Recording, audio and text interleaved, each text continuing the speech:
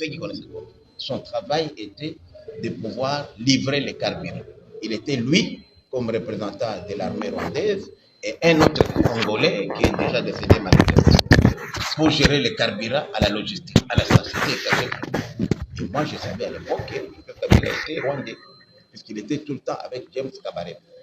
C'est après que j'apprendrai que c'était le fils de Kabila, même pas un fils adoptif, un fils biologique. Mais comme vous savez, les Congolais n'aiment pas la vérité, alors que le peuple congolais a besoin de savoir les origines des dirigeants qui nous dirigent. Aujourd'hui, c'est la première fois qu'on a un chef de l'État. Évidemment, il y a Félix Tshisekedi, il y a aussi Kasavubu Joseph, qui on connaissait au moins les parents, on connaît les écoles où ils ont fréquenté, on connaît les terrains de foot où ils ont joué, on connaît leurs amis. Mais qui connaît aujourd'hui les collègues qui ont étudié avec Joseph Kabila? Qui connaît l'école où Kabila a étudié avant de venir au Rwanda? Vous savez que ce sont des questions. Même Mobutu aussi, je ne dis pas pour Mobutu. J'ai été aussi ministre de Mobutu. J'ai eu la chance, moi, d'être ministre de Mobutu. J'ai été aussi ministre de Kabila. Et je vous dis que chaque mois, il est payé 66 millions de dollars. Il était payé. J'étais ministre de l'énergie. Et à l'époque, on les payait dans le budget de mon ministère, couvrant notre contribution à la Sinelac. La Sinelac, en fait, c'était l'entreprise commune entre nous, d'électricité, entre la RDC, les Rwandais et les l'argent était payé au Rwanda, comme les Rwandais disaient qu'elle donnait de l'électricité des Ruzizi, elle avait préfinancé. Mais ce préfinancement-là n'est jamais fini. Et jusqu'à l'arrivée de Félix Tshisekedi, les 66 millions de dollars étaient payés. Je suis ancien ministre de l'énergie, je vous dis que ça sortait de mon ministère. Et lorsque Félix Tshisekedi a arrêté ces paiements-là, ça a posé un problème. Je pense que c'est un secret polichinelle. Ceux qui ont été à la tête de ce ministère-là pourraient témoigner.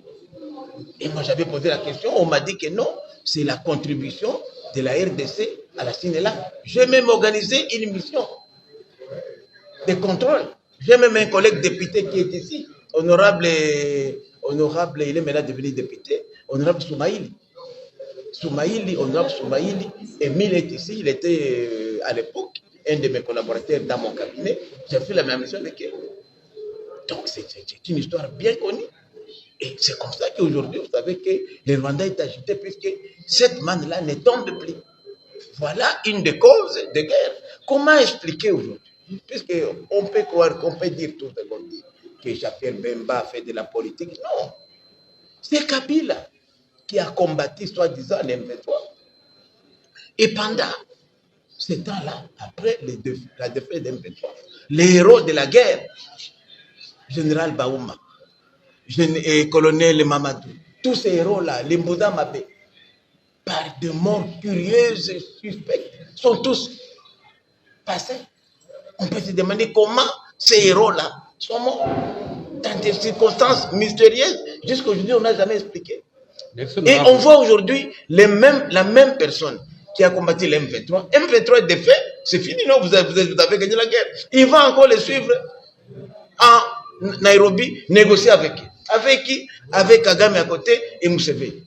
Et après, 10 ans après, ces gens-là reviennent ici. C'est lui qui devient encore chef de guerre. On va te demander la question, mais il y a quelque chose qui ne marche pas. C'est pourquoi on se pose est-ce que Kabila est-il réellement congolais? Nous ne savons pas la mère de Kabila, la vraie mère biologique. Moi, je suis Moussaïd. J'ai connu maman Sifa depuis des années avant même que Mouzé n'arrive ici. Parce qu'on allait à l'étranger.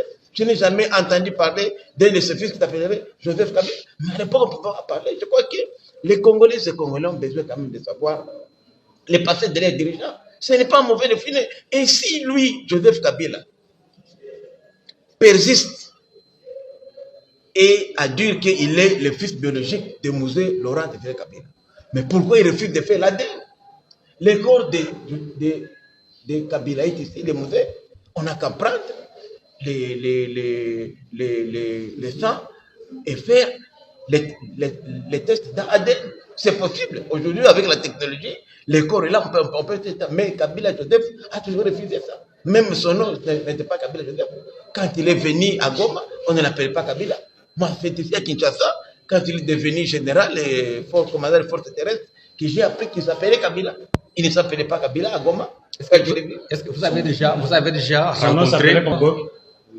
Il s'appelait Hippolyte. Hippolyte, on va se Hippolyte. Alors, à la station, il s'appelait Hippolyte. Vous pouvez demander les gens qui étaient à l'Afdel, à l'époque à Goma, à la station, quand il était gérant, donc gestionnaire du carburant pour l'armée, l'Afdel, et Mouzé et Laurent Désiré Kabila étaient là, c'était chez nous à Goma, on l'appelait Hippolyte. Alors, honorable, le Rwanda avait réussi à adopter congolaises. Peuvent faire pour réparer cette histoire?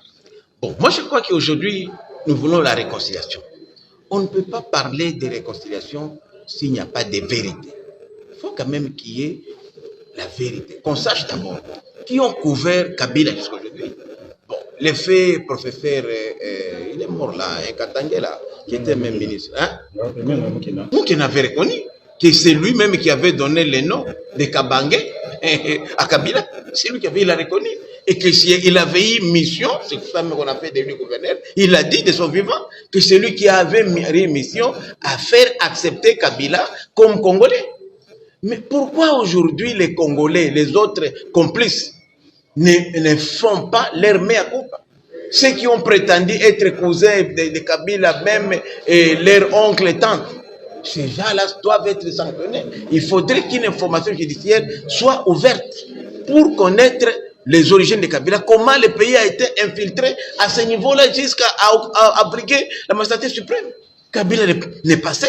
Il y a eu des complicités congolaises. Et les gens qui sont encore là aujourd'hui, qui l'ont accompagné, ces personnes-là doivent être sanctionnées puisqu'ils ont fait du mal et du tort au pays. Pour terminer, Jean-Pierre Bemba, on va plus loin.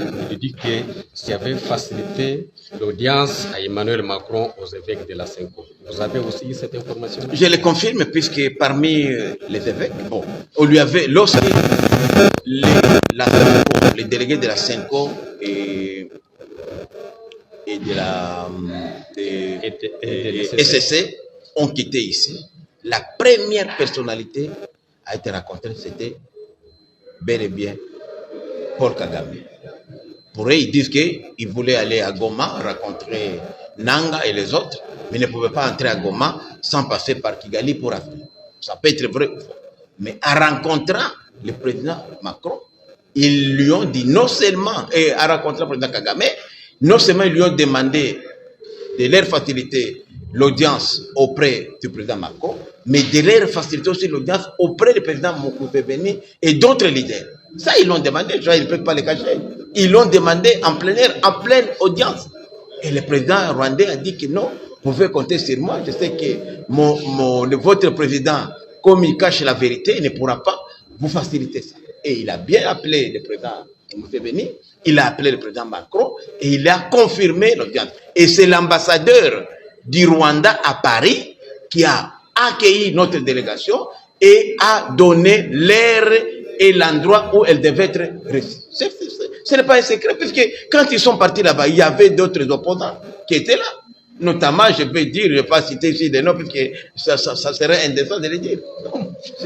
Et c'est pourquoi même vous avez vu que dans leur plan, les plans, ce n'est pas un plan pour le pacte social, non. Les plans, c'est clair. C'est d'abord de mettre fin au mandat constitutionnel, au mandat légal de Tshisekedi. C'est Tshisekedi qui est vidé là. Tout ça, il n'y a rien de pacte social, non, de réconciliation. Il n'y a rien.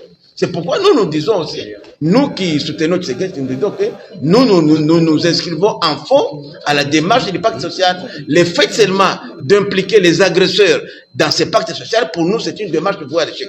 J'aime bien Martin Fayoulou, je salue son courage, mais je dis à Martin Fayoulou qu'il cherche notre dialogue sans passer par les évêques de l'ECC ou de la Senko. Merci. C'est le chef de l'État. Ouais, les boss est à Colosie, vouloir ou pas. Et ça, le pas, c'est Talio. Gardez bien accréditation, on a pas yo.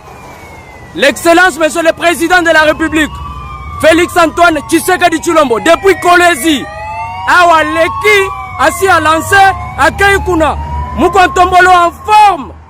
Fachi Béton. Moukantombolo. Félix Antoine Tshisekedi Tshilombo. L'homme du peuple. Fachi Béton. Fachi de tout le monde. Au Boyi, au Koufi. mukishi mutu tala niveau ya sécurité yaka na buzoba awa twana kolezi sala ba buzoba pampamba muko fachi beton awa sécurité niveau exagéré toyelaka nde fachi ezalaka fachi biso ezalaka fachi yo vanda ngai oyo mukwantombolo auti koleka fachi beton force de frappe soko boyi kufa na yo kaka mais là j'avais le kufa